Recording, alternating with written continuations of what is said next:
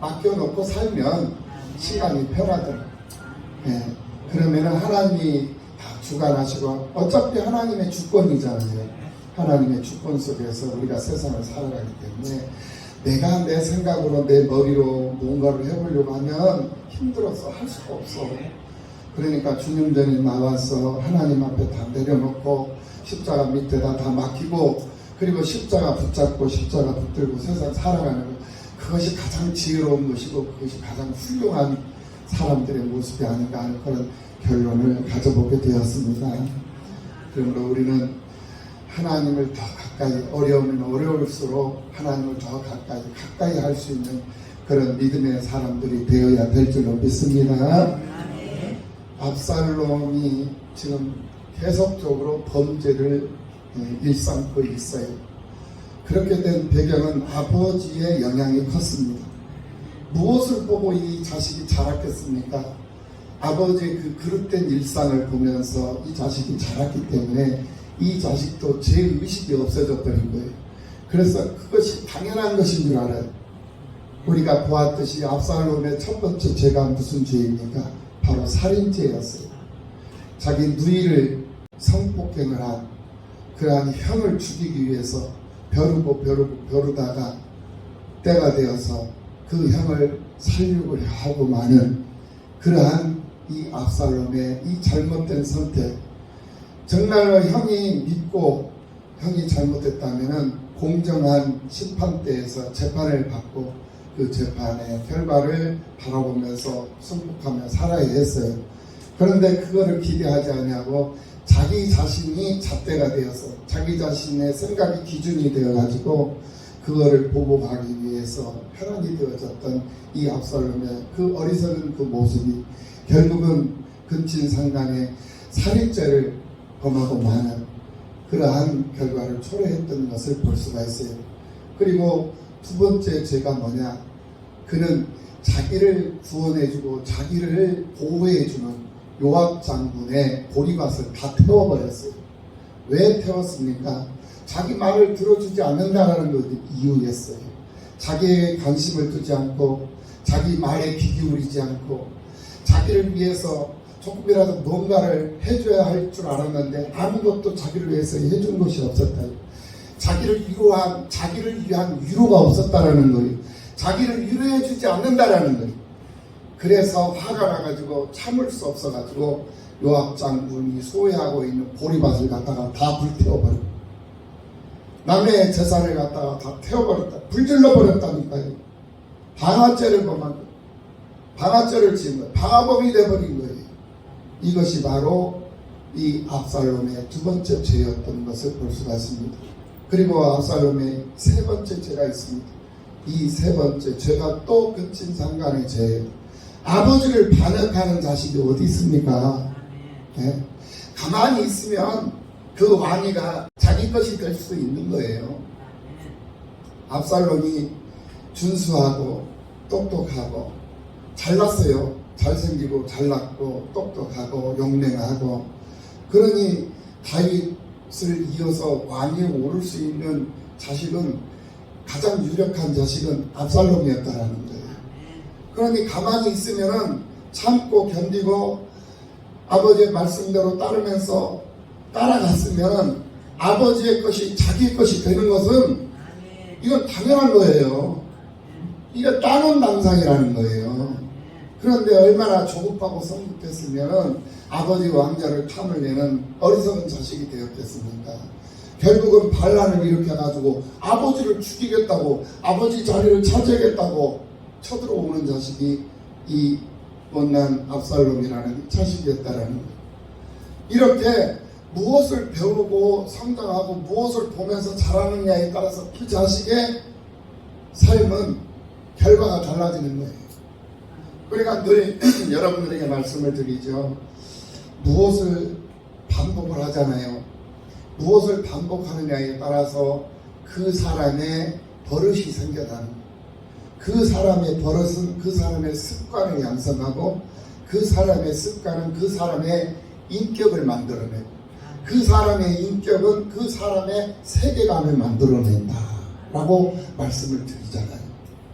그러니까 아버지의 그 잘못된 행위를 바라보면서 잘못된 것이 계속적으로 반복이 되는 거예요. 이 압살롬의 인생이 그래서 결국은 비참한 인생이 돼버리는 거죠. 사람은 살면서요, 좋은 것도 있고 나쁜 것도 있습니다. 사람이기 때문에 그러는 거예요. 그런데 나쁜 것만 보는 습관을 가지면 안 돼요. 나쁜 것은 버리라는 거예요. 하나님께서 나쁜 것을 보여주는 것은 너는 저렇게 나쁜 짓을 하면 안 된다라는 것을 교훈하는 것으로 받아들여야 한다는 거예요. 좋은 것을 보여주시는 이유는 너도 저처럼 좋은 사람이 되어서 좋은 일을 많이 하면서 살아라 라고 우리를 교훈하시는, 우리를 권면하시고 격려하시고 칭찬하시며 우리를 위로하시는 하나님이시라는 것을 깨닫는 우리 모두가 다 되어야 될 줄로 믿습니다.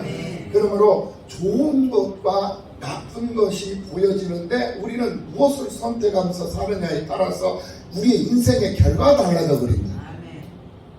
나쁜 것은 보지도 말아라. 악한 것은 생각 자체도 말아라. 보지도 말아라. 행여 눈에 보이거들란 그거를 버려버리라는 거예요. 그거를 잊어버리고 덮어버리고 감춰버리라는 거예요. 그리고 좋은 것을 보거들란 그 좋은 것을 본받기 위해서 힘쓰고 애쓰고 노력하면서 기도하면서 그러면서 살으라는 거예요.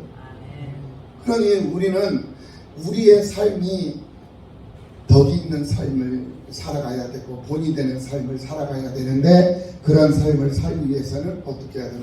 좋은 것을 바라보고 좋은 것을 노래하면서 좋은 것을 추구하며 삶을 살아갈 수 있는 그런 삶이 되어야 한다. 그런 역사가 여러분의 삶 속에 임하시기를 예수님의 이름으로 축원합니다. 이것이 우리가 압살롬의 첫 번째 범죄, 두 번째 범죄, 세 번째 범죄를 두려워하면서 살아야 하는 이유가 되는 것입니다. 압살롬이 처음 자신의 형 암논을 살려고 했을 때에는 죄책감으로 눈물의 밤을 지새웠을 거예요. 그러나 자신의 영광을 위해서라면 형제도 부모도 버리는 야만적인 그런 악마의 형상으로 추락하고 말았던 그 사람이 바로 이 압살롬이라는 그런 사람이었다라는 것입니다. 우리 속담에도 바늘 도둑이 소도둑이 된다라는 그런 속담이 있잖아요. 죄에 관한 한 언제나 우리에게 큰 교훈을 주는 속담이 바로 이런 속담입니다. 바늘 도둑 작은 것이 결국은 반복이 되다 보니까 큰 도둑이 돼버리고 만다라는 거예요. 큰 것을 도둑을 해도 양심의 가책이 없는 그러한 상황에 이르게 된다라는 말이에요. 작은 잘못은 조금씩 우리의 양심과 죄책감을 갉아먹고 시간이 흐를수록 죄의 크기는 눈덩이처럼 불어나서 결국 우리를 악의 계수여 사탄의 종으로 만들어버리는 것입니다. 그렇기 때문에 잠언서 4장 23절 말씀을 보면 모든 지킬 만한 것 중에 더욱 내 마음을 지키라고 했어. 우리의 마음을 지키라는 거예요. 우리의 마음이 지금 어디에 있습니까? 하나님을 향해 있잖아요. 여러분들의 마음이 하나님을 향해 있는 줄로 믿습니다. 하나님을 향해 있는 그 마음을 굳게 하라는 거예요. 그 마음을 흔들리지 말고 그 마음을 빼앗기지 말라는 거예요. 생활 속에서 상황 때문에 살아가는 그 현실적 상황 때문에 하나님께 굳게 뿌리 내려져 있고 하나님께 굳게 지금 맡겨져 있는 그 마음이 흔들리거나 그 마음이 흐트러지거나 그 마음이 세상 상황 가운데로 빼앗겨 버린다면은 그 자체가 잘못된 방향으로 잘못된 삶으로 기울어져 버리기 때문에 그 마음을 빼앗기지 않도록 깨어 있어야 되고 그 마음을 지키기 위해서 힘쓰고 애쓰며 수고하며 살아야 한다라는 그런 교훈을 해주고 있는 말씀이 바로 오늘 잠언서 4장 23절의 말씀이다. 왜 내 마음을 지켜야 되느냐? 생명의 근원이 이에서 나기 때문에 그렇다라는 거예요. 네, 생명의 근원이 여기에서 나기 때문에 그렇다. 마태복음 18장 9절의 말씀에서도 우리에게 말씀하시기를 만일 내 눈이 너를 범죄하게 하거든 빼어버리라는 거예요. 내 눈이 범죄하게 하면 그 눈을 빼버리라는 거예요. 한 눈으로 영생에 들어가는 것이 두 눈을 가지고 지옥불에 던져지는 것보다 낫다. 할렐루야. 그러니까 한 손이 범죄를 하잖아요. 그 손 잘라버리라는 그 말만큼 단호하게 세상을 살아야 된다 하는 그런 교훈을 우리에게 해주고 있는 것을 볼 수가 있습니다. 때때로 내가 가치 있다고 여기는 많은 것들을 우리는 희생을 해야 하는 상황이 올 수도 있습니다.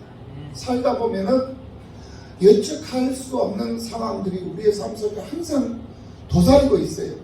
그러다 보면은 내가 소중히 여기고 내가 가치 있게 여기는 그것을 내가 버려야 하고 내가 그것을 희생해야 할 그런 상황이 올 수도 있다라는 거예요. 데살로니가전서 5장 22절 말씀에서 악은 어떤 모양이라도 버려라 라고 말씀을 하고 있는 것을 우리는 반드시 기억하며 세상을 살 수 있는 믿음의 사람들이 되어야 한다라는 사실 믿으시기를 예수님의 이름으로 축원합니다. 압살롬이 왕자로서의 지위가 회복되자 자기를 위한 군사를 마련합니다. 그리고는 압살롬이 성문으로 들어가는 길 옆에 서서 왕에게 하소연하러 오는 사람을 위로해 주면서 그 백성들의 환심을 사기 시작을 했어요. 그리고는 백성들의 마음을 빼앗아서 아버지의 그 백성들을 도둑질을 해요. 보란듯이 하고 있는 거예요. 양심에 화인 맞은 사람의 모습이 죄의식이 없는 사람의 모습이다라는 거예요. 하나님 앞에 부끄럽고 하나님 앞에 이게 몹쓸 짓을 하는 것이고 잘못된 일을 하고 잘못된 행동을 하고 있다는 것을 모른다는 거예요. 왜? 양심에 화인 맞았기 때문에 그러는 거예요. 감각이 없어져 버리니까 그러는 거예요. 그것이 오히려 정당한 것인 줄 알아요. 그러니까 자기의 성공을 위해서는 물불을 가르지 않는다는 거예요. 예. 과정은 중요시 여기지 않는다라는 거예요. 남의 것을 도둑질을 해서라도 내가 잘 먹고 잘 살아야 된다. 이런 잘못된 비뚤어진 이런 가치관, 이런 인생관, 이런 세계관을 가지고 있는 사람들과 별반 다를 바가 없는 것이죠. 그런 모습으로 잘못된 삶을 살아가고 있는 이 압살롬의 모습을 다윗, 아버지인 왕 다윗은 모를 리가 없었다는 거예요. 그걸 알고 있어요. 알고 있으면서도 그 자식을 향한 그 아버지의 심정은 사랑하는 마음이 간절했던 거죠. 그래서 간섭하고 싶었고 나무라고 싶었고 그것을 탓하고 싶었지만은 아버지의 심정, 이 애비된 심정으로 그것을 탓하지 않고 내버려 둔 거예요. 내버려 두다 보니까 그 내버려 둔 것이 결국은 잘못된 그런 방향으로 잘못된 길로 갈 수밖에 없는 상황으로 만들어버립니다. 그것이 자식을 사랑하는 것이 아니라 죽이는 결과가 되어버리고 말았던 자식을 범죄하게 만드는 죄를 짓게 만드는 아버지의 죄의 대가도 있다는 것을 알아야 된다는 거예요. 때로는 자식을 훈계할 때는 가슴 아플 각오를 하고 훈계를 할 수 있는 그런 담대함도 필요한 거예요. 그런데 요즘에는 자식을 훈계하면 이 법이 자식을 학대하는 것으로 해가지고 이 법에서 접근 금지령을 내려버린다는 거예요. 그러다 보니까 자식 교육이 무너져버리고 가정 교육이 무너져버리고 학교 교육이 무너져버리고 강단이 무너져버리고 다 무너져버리고 그러다 보니까 질서가 없어져 버린 거예요. 이 사회, 이 세상이 그러니 결국은 이제 망조가 들어온 거죠. 이제는 망할 일밖에 없다니까요. 사회가 망하고 가정이 망하고 다 망하는 길밖에 없어요. 이런 상황이 우리들의 이 현실 속에 지금 놓여져 있어요. 이것을 우리가 알아야 된다는 거예요. 이러한 상황 속에서 우리가 무엇을 어떻게 해야 할 것인가 이거를 분명하게 판단하고 우리가 마음을 굳게 하고 정신 똑바로 차리고 우리에게 주어진 이 환경을 어떻게 하면 하나님이 기뻐하시는 모습으로 만들어 갈까 이것을 고민하면서 살아야 한다는 거예요. 내가 거룩하니 너희도 거룩할지어다. 우리가 무엇으로 거룩하리까? 하나님의 말씀과 기도로 거룩하여 짐이니이다. 이것이 하나님이 우리를 향하신 말씀이라는 거예요. 이 험악한 세상에서, 이 거칠고 이 험악한 세상에서 우리가 무엇을 어떻게 살아가야 할지 방향도 모르고 감각도 모르고 그런 상황 속에서 막연하게 우리가 지금 현재 살고 있는 거예요. 예.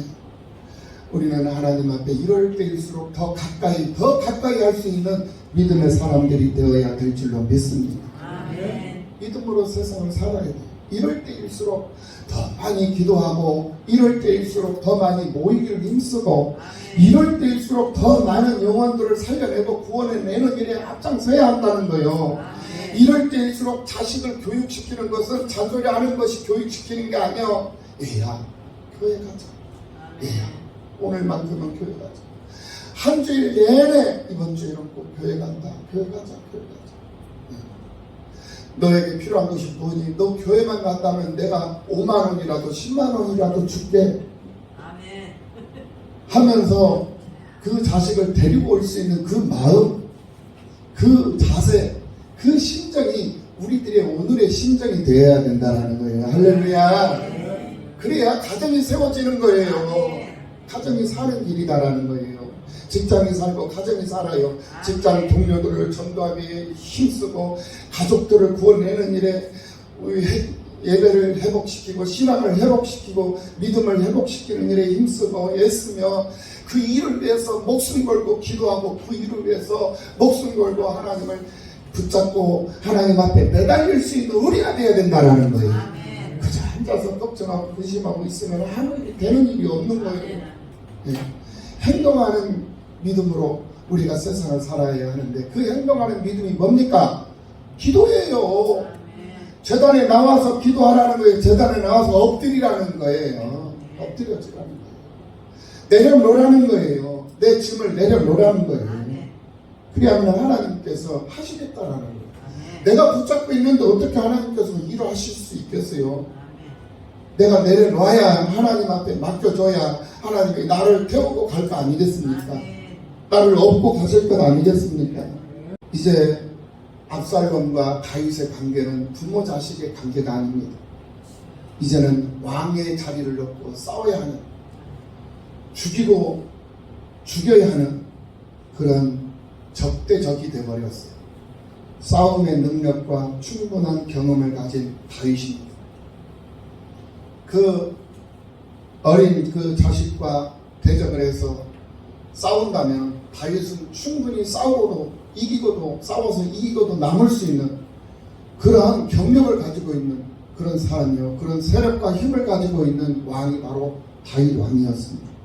그럼에도 다윗은 짐을 싸서 피난을 해요. 짐을 싸서 피난길에 오릅니다. 이 고난이 자신의 이 죄에 대한 하나님의 징계였다라는 사실을 인정을 하고 또 자기보다 백성들의 생명을 중요하게 여겼기 때문에 급하게 다윗은 짐을 싸서 피난길에 오르게 됩니다. 그때의 제사장들의 모습을 여기서 또 한번 우리가 볼 수가 있어요. 제사장들이 다윗의 뒤를 따라가겠다며 하나님의 언약궤를 메고 나옵니다. 그런데 다윗은 그 언약궤를 본래 있던 자리에 갖다 놓으라고 명을 해요. 돌려놔라, 갖다 놔라.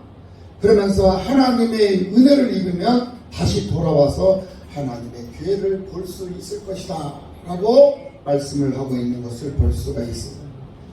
지금 아주 긴박한 상황입니다. 이런 아주 긴박한 그런 순간임에도 불구하고 다윗의 믿음을 우리는 여기서 다시 한번 확인해 볼 수 있다는 거예요. 다윗이 누구를 믿고 어떻게 믿고 있느냐? 다윗은 지금 자신의 능력을 믿고 있지 않습니다. 하나님의 능력을 믿고 있는 것을 볼 수가 있습니다. 다윗이 하나님의 능력과 은혜를 믿었습니까? 하나님의 언약 궤짝을 믿었습니다. 이 제사장들은 궤짝을 메고 온 이유가 뭐냐면 하나님의 언약궤가 머물고 있는 곳은 늘 승리가 있었거든요. 네, 그래서 언약궤를 들고 나가고 피난을 가더라도 언약궤를 가지고 있기 때문에 이 언약궤가 우리를 승리하게 해줄 것이다 라고 이 제사장들이 믿었다라는 거예요. 그러니까 하나님을 믿는 것이 아니라 하나님의 말씀이 있는 그 언약궤를 들고 그 언약궤가 있으면 그곳에서 분명히 능력이 일어날 것이다 라는 그런 막연한 믿음을 가지고 있었다라는 거예요. 그래서 다윗은 하나님을 믿었습니다마는 제사장들은 하나님을, 살아계신 하나님을 믿는 것이 아니라 언약궤를 믿었다라는 거예요. 다윗이 하나님의 능력과 은혜를 믿었던 것처럼 제사장들도 하나님의 능력을 믿었어야 되는 거예요. 그런데 하나님의 능력을 믿는 것이 아니라 언약궤 그 틀 형상을 믿었다라는 거예요. 다윗이 자신의 뜻과 계획을 앞세우는 것이 아니라 하나님의 뜻과 하나님의 계획을 앞세웠던 것처럼 제사장들도 하나님의 뜻과 하나님의 계획을 믿고 그 계획을 바라보면서 적응하기 위해 힘쓰며 다윗을 따랐어야 했던 것이었어요. 그런데 그렇지 않았다라는 거예요. 하나님의 언약궤는 이스라엘 백성들에게 하나님을 상징하는 그런 거룩한 물건입니다. 사무엘상 4장 5장에 보면은 이스라엘 사람들이 언약궤를 어떻게 여겼는지 잘 알고 있어요. 그것을 다시 한번 말씀을 드리면 당시 블레셋 사람들과 전쟁을 하다가 패하자 이스라엘 사람들은 언약궤를 싸움이 벌어지는 곳까지 그 언약궤를 짊어지고 갔어요. 언약궤가 있으면 블레셋을 물리칠 수 있다라는 그런 생각 때문에 그랬다라는 거예요. 그래서 지금 급하게 피난길에 올라가는 다윗에게 가장 필요한 것처럼 제사장들이 생각을 하고 있었다는 것. 그래서 그 제사장들이 다윗을 위한 행동으로 언약궤를 메고 왔던 것을 볼 수가 있어요. 하나님의 언약궤만 있으면 전쟁에서 이길 수 있을 것이라는 그런 기대 심리에 의해서 그래 됐다라는 거예요. 그리고 하나님이 다윗과 함께 하고 계신다라는 사실을 선전하고 싶어서 그런 행위를 했을 수도 있다라는 생각을 해볼 수가 있습니다. 그런데 다윗은 모두의 예상과는 달리 오히려 언약궤를 성읍에 남겨두라고 명령을 했다라는 거예요. 왜 다윗이 언약궤를 성전에 다시 갖다 놓으라 라고 말을 했겠는가? 오늘 본문 25절 26절 말씀을 봅니다. 왕이 사독에게 이르되 보라 하나님의 궤를 성읍으로 도로 메어가라. 만일 내가 여호와 앞에서 은혜를 입으면 도로 나를 인도하사 내게 그 궤와 그 계신대를 보이시리라 라고 말씀을 하고 있는 것을 볼 수가 있습니다. 그러면서 그러나 그가 이와 같이 말씀하시기를 내가 너를 기뻐하지 아니한다. 내가 너를 기뻐하지 아니한다 하시면 종이 여기 있사오니 선이 여기시는 대로 내게 행하시옵소서 하리라. 다윗은 언약궤 자체가 아니라 바로 하나님 살아계신 하나님을 믿고 있었다라는 것을 여기서 확인해 볼 수 있다라는 말씀입니다. 언약궤에서 특별한 능력이 나오는 것이 아니라 오직 살아계신 하나님에게서 능력이 나온다라는 사실을 믿고 있는 다윗의 모습을 우리가 여기서 확인해 볼 수 있다라는 말이에요. 언약궤는 하나님의 말씀이 담겨 있는 상자였습니다. 하나님이 함께 하심을 상징하지만은 그럼에도 언약궤 자체를 믿고 있지 않았다라는 거예요. 언약궤 자체는 하나의 물건일 뿐이다라는 거예요. 그러니까 이 성전, 이 건물은 하나의 건물일 뿐이다라는 거예요. 우리가 모여있는 이 자체가 바로 나누가 섬긴 교회다 이거예요. 이것이 소중한 거예요. 모여 있어야 교회가 형성이 된다라는 거예요. 모이지 않으면은 이 건물 자체는 교회 자체가 아니에요. 하나의 장소일 뿐이에요. 장소. 모이는 장소일 뿐이다. 그래서 이 모이는 장소는 옮겨질 수도 있는 거예요. 장소가 이동이 될 수도 있다라는 거예요. 네. 그러니까 이 장소가 중요한 것이 아니라 우리에게 중요한 것은 모이는 이 자체가 중요한 거예요. 할렐루야. 그래서 모이기를 힘쓰라고 그랬어요. 모이기를 힘쓰라고 한 것은 이 거룩한 주일 아침에도 모이고 주일 오후에도 모이고 3일 밤에도 모이고 금요일에도 모이고 아침에도 모이고 새벽에도 모이고 한낮에도 모이고 한밤에도 모이고 모이라는 거예요. 그것이 바로 교회의 본질을 회복시키는 것인 줄로 믿습니다. 무슨 문제가 있습니까? 주님 성전에 찾아오세요. 아멘. 다윗이 그 피난길에서, 그 도망자의 길에서, 그 피실에서 숨어 다니는 그러한 상황 속에서도 정해진 시간이 되면은 주의 성전을 찾았어요. 다윗은 성전을 찾아오면서 성전을 올라가면서 하나님 앞에 노래를 부르고 하나님 앞에 기도를 하며 간구를 했어요. 예, 그것이 바로 시편이 얼마나 힘이 들고 얼마나 고통스럽고 얼마나 배고프고 얼마나 외롭고 고독했으며 얼마나 두려웠으며 13년이라는 세월을 도망자로 살면서 주일이 되면은 성전을 찾았겠냐 이 말이에요. 성전을 찾는 일을 다윗은 멈추지를 않았어요. 시시때때로 수시로 필요할 때마다 성전을 찾았고 정해진 시간마다 성전을 들어와서 성전에서 제사를 드리고 예배를 드렸던 다윗이었어요. 그러니까 성전을 즐겨 찾았던 그 다윗을 하나님은 외면할 수가 없었던 것입니다. 그러니 다윗의 문제가 무엇인 줄 아시는 하나님께서는 다윗을 지킬 수밖에 없었고 다윗을 보호할 수밖에 없었고 결국에는 최후의 승리자가 되도록 하나님께서 그를 높이시는 거예요. 오늘 우리들에게도 이러한 역사와 기쁨이 임하게 되는 줄로 믿습니다. 예, 그것이 성전을 얼마만큼 즐겨 찾느냐에 따라서 그 결과가 나타난다라는. 힘들고 어려웠다면 여러분 힘들고 어렵다라고 주저앉아 있지 마시고 성전을 찾으시기를 예수님의 이름으로 축원합니다. 그것이 바로 교회예요. 한 사람, 두 사람 함께 모여서 끊임없이 기도해요.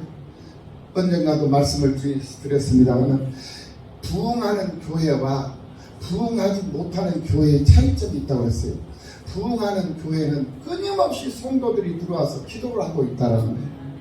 많은 사람들이 기도하는 것이 아니라 많은 사람들이 기도하는 교회도 있지만은 한두 사람이 있지라도 계속적으로 끊이지 않고 기도를 하고 있더라는 거예요. 그 교회가. 네. 그러면 가만히 보면 그 교회에서 기도하고 있는 분들이 누구냐? 대부분이 다 권사님들이에요. 권사님. 네. 장로님들은 열심히 삶의 현장 가운데 나가서 열심히 돈을 벌어요. 왜 돈 법니까? 나 잘 먹고 잘 살고 자식들한테 좋은 거 물려주려고 돈 버는 것이 아니었어요. 가만히 보니까 돈 버는 목적이 거기에 있는 것이 아니었다는 거. 뭐냐? 한 푼이라도 더 벌어서 교회 세우고 교회 돌아보고 교회 들어오는 성도들을 돌아보고 그 성도들을 먹이고 입히기 위해서 장로들은 밖에 나가서 일을 하고 권사들은 교회 안에서 그 사랑하는 성도들이 들어온 성도들 또 나가는 성도들 속해 있는 성도들이 형편이 잘 되고 형통하기를 바라며 기도하며 간구하고 있더라는 거예요. 그 교회는 부흥될 수밖에 없어요. 그런데 기도하지 않는 교회에 들어가보면 썰렁해요. 아무도 기도하는 데가 없어. 기도하는 사람이 없어. 분위기가 자체가 달라요. 공기 자체, 이 분위기 자체가 다르다니까. 교회에 딱 들어가면 훈훈한 교회가 있어. 사람이 없어도 교회 분위기가 아주 훈훈하고 깔끔하고 정리정돈이 잘 돼 있고 기도하고 싶은 교회, 다니고 싶은 교회, 머물고 싶은 교회, 그런 교회가 있어요.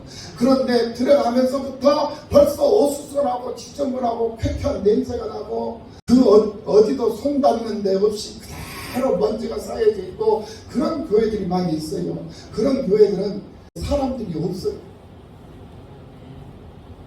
제가 이 순회를 하면서 교회들마다 이렇게 순회를 하면서 보면은 장단점이 다 있더라고요. 그래서 교회들이 참 훈훈하고 머물고 싶은 그런 교회, 기도하는 사람들이 꼭 몇 명, 한두 명씩이라도 들이 있는 교회들은 목사님들이 다 힘이 있어.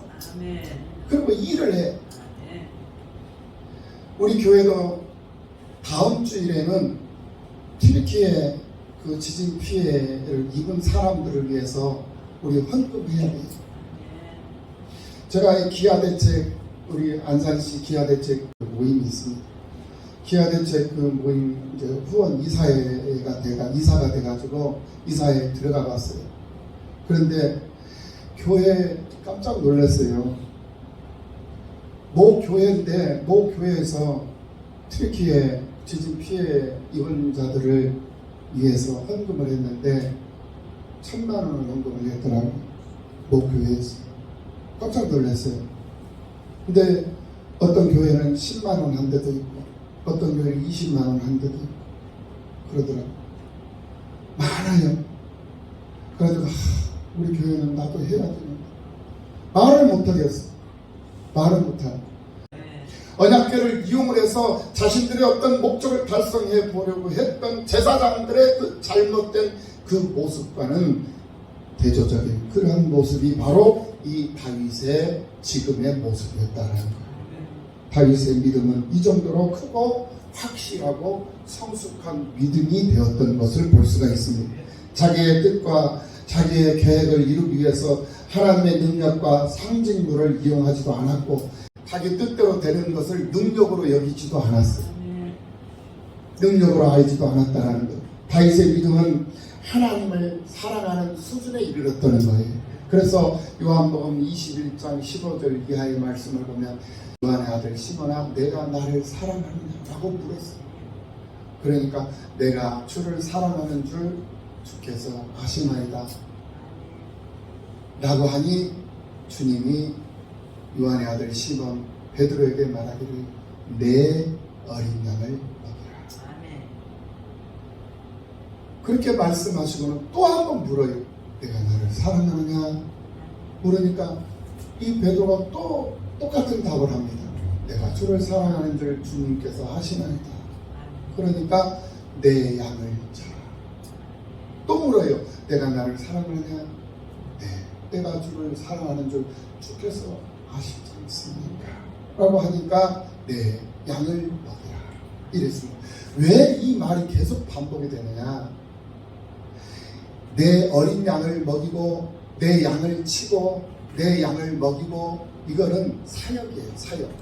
일이단 말이에요. 일. 우리에게 주어진 일이에요. 그러니까 일이 중요하잖아요. 그 내게 주어진 그 중요한 일을 위해서 일에 미쳐서 일에 내가 정말 빠져서 지금 내가 세상을 살고 있어요. 그러다 보니까 하나님을 잊어버리고 살더라는 거예요. 자기의 모습을 잊어버리고 망각하고 살더라는 거예요. 내가 하나님의 사람인지 내가 하나님의 일을 하고 있는지 그걸 모르고 내게 주어진 그 일에 미쳐서 사는 거예요. 네.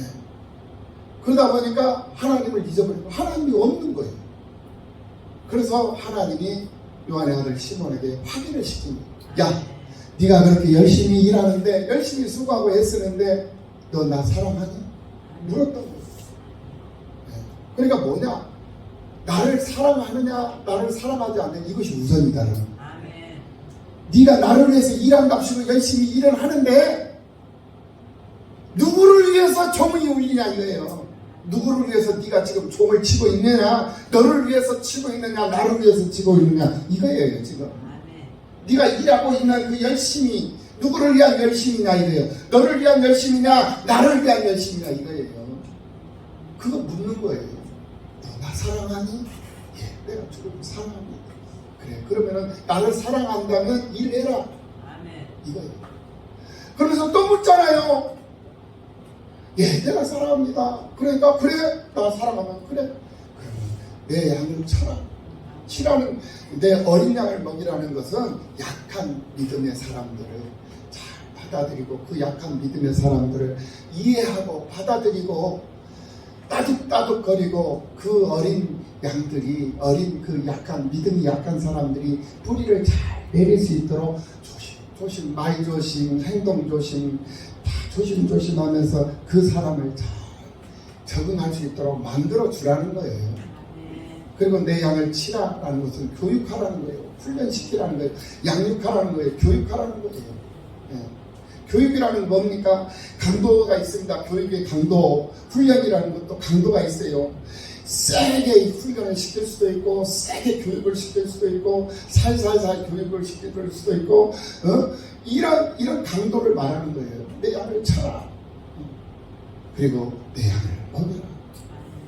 그런데 우선이 뭐냐? 하나님 사랑하는 것. 네가 나를 사랑하는 것이 우선이다. 일하는 것도 중요하지만 그러니까 마리아하고 마르다 주님께서 말씀 전하는데 마리아는 말씀 듣고 마르다는 일하잖아요. 그 교훈하고 똑같은 거예요. 일도 중요한 겁니다. 당연히 중요하죠. 일을 안 하면 이게 교회가 되겠습니까? 교회를 돌아보고 교회를 세우고 교회를 하나님이 기뻐하시는 모습으로 만들어내려면 여기저기서 다 일하는 사람들이 있어야 돼요. 주차 요원도 있어야 되고 차량 공사하는 사람도 있어야 되고 주방 공사하는 사람도 있어야 되고 청소하고 이렇게 강당을 살피고 꽃꽂이를 하고 물을 갖다 떠다 놓고 강당 청소를 하고 정리정돈을 하는 그런 손길들이 다 필요하다니까요.